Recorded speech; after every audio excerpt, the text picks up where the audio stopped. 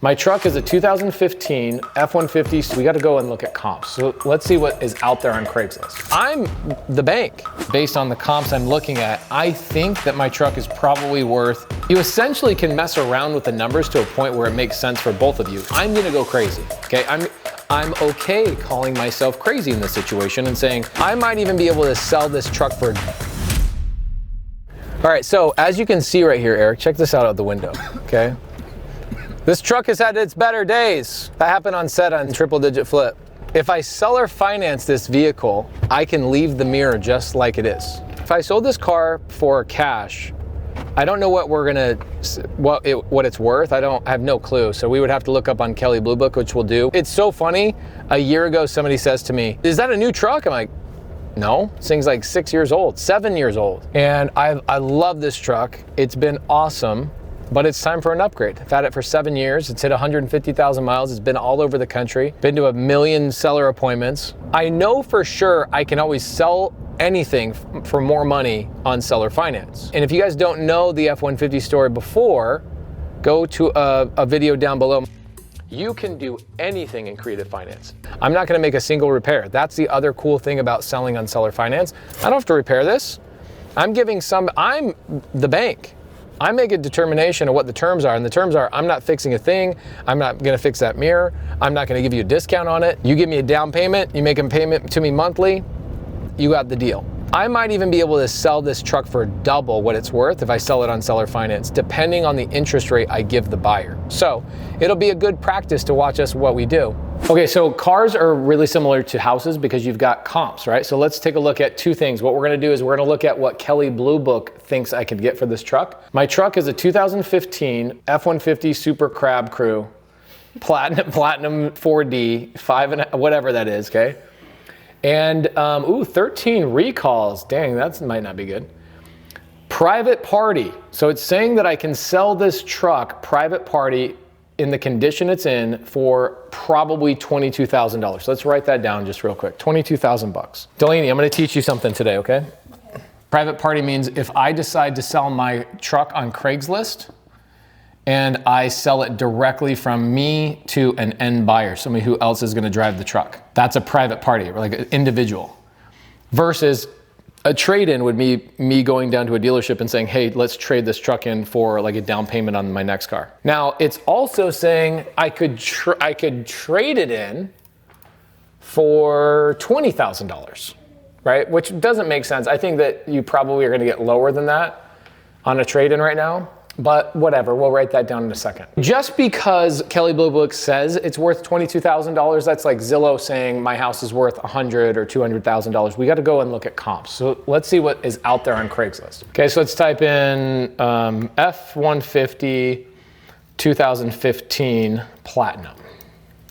Not even, ooh, that's good news. That means there's no competition, right? Let's just change it up for 2015. How about that? 2015 F-150. Okay, 28,000. This one is, the problem is, look, it's 100,000 miles less than mine. Ugh. There's one, twin turbo. That's one's really similar to mine. 44,000. Dang, maybe Kelley Blue Book is way off. This one's probably the most similar. Okay, so they say EcoBoost. I have an EcoBoost, 24,000. 113,000 miles, $24,000, Chandler. So I'm thinking Kelley Blue Book is probably a little bit low based on what people are actually putting their stuff on for. So on Craigslist, Kelley Blue Book says my truck is $22,000 is what its value is. Craigslist, based on the comps I'm looking at, I think that my truck is probably worth, I'd say 25, maybe upwards of $27,000 based on the trim I have, platinum, all that kind of stuff. I could sell it right now cash for somewhere between, let's just say $22,000 to $27,000, right in that range, okay? Here's what's great about seller finance. If I choose to seller finance my truck, what do you think I could get? Well, let's base it on a couple of things. So option A, I could go $30,000, but I'm gonna be asking for like $5,000 as a down payment. And I'm gonna say, give me 5% interest, and I'll give you, let's say, 4 years to pay it off, right?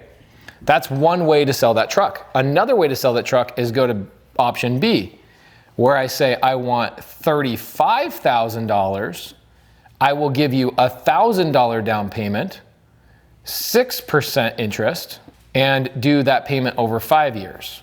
Right? You essentially can mess around with the numbers to a point where it makes sense for both of you. So what are you looking for? If you're a seller, me, I don't really care about the payment. I care about winning at the very highest level. So I almost feel like I'm gonna go for 40 grand, right? I literally think I'm gonna go crazy. I think I'm going option C, okay? I'm gonna go 40 grand.